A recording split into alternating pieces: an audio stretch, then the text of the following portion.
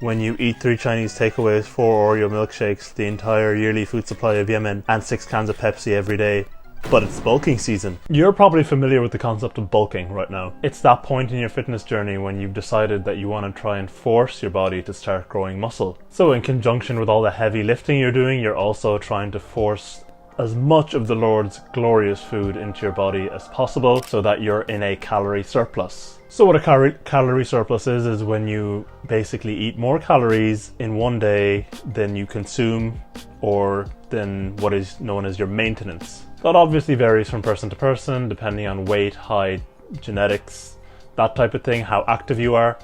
But generally, that is what a calorie surplus is. You have a baseline amount of calories that you need to eat to maintain where you are, and you just eat above that so that you gain weight. So in order to find out what calories you need to eat to be in a surplus, you need to figure out what your maintenance is first of all. So what you need to do is you basically just need to go to the doctors, get like a full body scan to get like all the measurements of how much energy your body's using, like during rest, when it's like resting. No, I'm kidding. Of course I'm kidding, lol. Just go onto the internet, look up calorie calculator, put in your weight, your age, how active you are roughly, and your height, and it'll give you your maintenance calories, and it'll give you how much you need to eat. There's a couple of different ones you use. Obviously, when you go online, look up calorie calculator. There's a website that I use called literally the calorie calculator, and then there's I think one from the Mayo Clinic that they have their own one. The Mayo Clinic, as we know, is a famous website run out of some farm in Ballina, as we all know at this stage, of course. And based on the calorie figure you get for what your maintenance is, you can then aim for just eating roughly around 300 to 500 calories above that figure. I know some websites will tell you exactly how much you need to eat for moderate weight gain or for high weight gain, and some will tell you for moderate weight loss and high weight loss. I know MyFitnessPal has this thing where like once you put in all your details and tell them what your goal weight is and how long you want, it'll calculate everything basically and give you the exact figure that you need to eat every day in order to reach your target weight in the target time basically that you told them to, right? I personally don't use MyFitnessPal, but it's helpful. I'm just lazy. I did use MyFitnessPal before and I deleted it because, well, my phone ran out of storage for apps.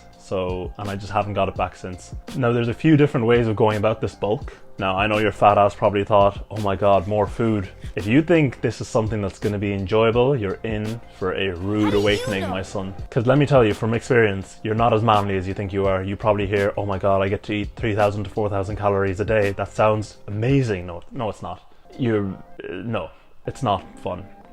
Let me tell you, your appetite is not as big as you think it is. And that's even if you're doing a dirty bulk and you're eating just a bunch of sugar and sweets and junk food. It's still hard then. Even if you're not tracking protein and purely tracking calories, it's still difficult to hit the calorie target. Now imagine if you're also tracking, 2 grams of protein per kg of body weight a day. Then imagine how that extra level. Which brings me to the title of the video. It's dirty bulk versus clean bulk. Which way should you go and which way is the right way? A dirty bulk is essentially just an open buffet. You can eat whatever you want, as much as you want. You're obviously aiming to hit your calorie targets, but then you can eat above that if you want.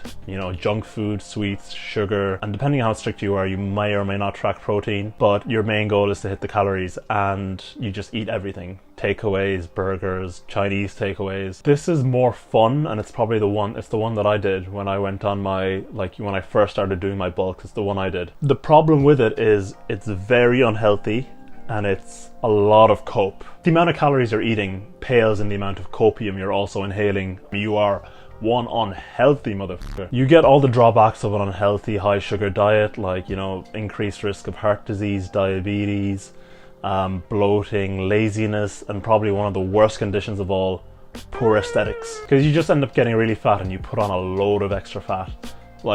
I got so heavy during the end of my bulks when I used to do the dirty bulking. You get so heavy, which means when you do your cut, you have to cut for a lot longer, or you have to cut a lot more aggressively in order to just basically come back to lean body weight. And during that cut, you're more likely to lose more muscle because if you're cutting for longer and you're cutting more aggressively, you're more likely to lose muscle at that stage. So it's largely just inefficient. This is how heavy I got at the end of my latest bulk, which was a dirty bulk, and it took me around 6 months or so to reach this level of leanness, which I am right now. So it is just purely from a practical point of view, it's inefficient, it's unhealthy, and it is cope. Like, in no other circumstance would anyone find it like acceptable to indulge in the amount of junk food and the amount of processed unhealthy food as this. Like, anyone else who does that, any gamer who doesn't exercise and just sits around all day eating all the junk food, all the energy drinks, sodas and all that like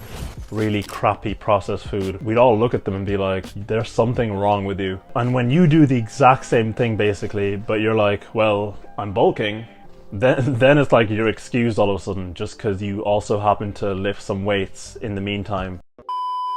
Hello? Yes, hello. Abu Abdullah Restaurant here speaking. Hi, I'd like to order everything. Everything. So like, we have doner kebabs, we've shish kebab, we have the lamb, chicken mix. Yes, no, everything. Oh, okay, so you want everything, okay. What about the sides? So we have curly fries, potato wedges. I'd like to have everything. Any desserts? Desserts? Are we feeling dessert? Yeah, so for dessert we have chocolate fondue, we have cheesecake, can I have it all? I haven't even told you all the menu. Okay, whatever. If you want everything, you can have everything. Last thing is drinks. What drinks do you want, sir? Yeah, I'll take all of them. Sir, you just ordered our entire menu. This is very unhealthy. Are you okay?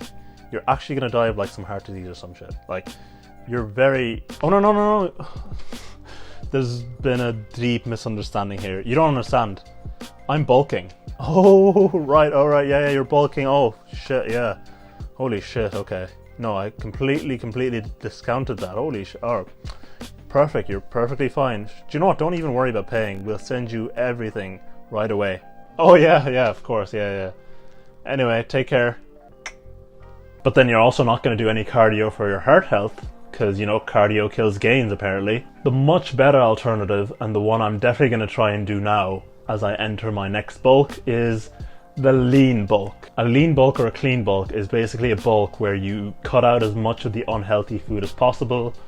You try and eat as clean, high protein, unprocessed, low sugar food as possible, and you have an upper calorie limit that you don't go above.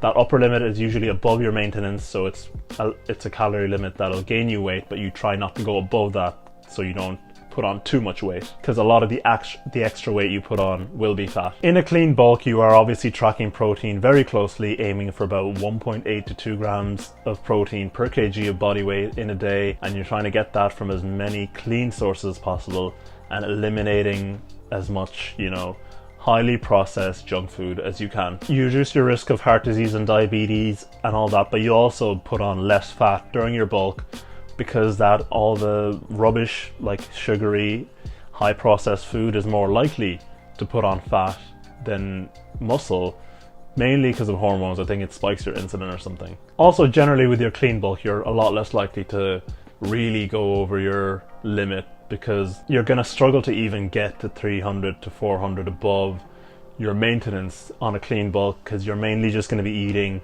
clean, nutritious, high filling, high protein foods that are going to be really filling, and it's going to be painful to even try and get there. You're not going to be even thinking about going above those calories, essentially. Whereas with a dirty bulk, you're a lot likely to go above, because if you eat like a load of chocolate bars and a load of dairy milk bars, and it's not really filling, so you're just going to indulge and eat as much as you can. The more in calories you go above your maintenance, the more weight you put on in a smaller period of time, the more likely it is that more of that weight is going to be fat rather than muscle, because there's only so much protein synthesis and so much muscle that your body can actually produce in a given amount of time. But like, obviously the clean bulk is going to be a lot harder to do than the dirty bulk, even though the dirty bulk is quite hard to do as well. As someone who's has been doing that, it is quite hard to do, but the clean bulk is definitely going to be a lot more painful to try and achieve. So you literally have to fill yourself up with like really clean, sometimes not the tastiest kind of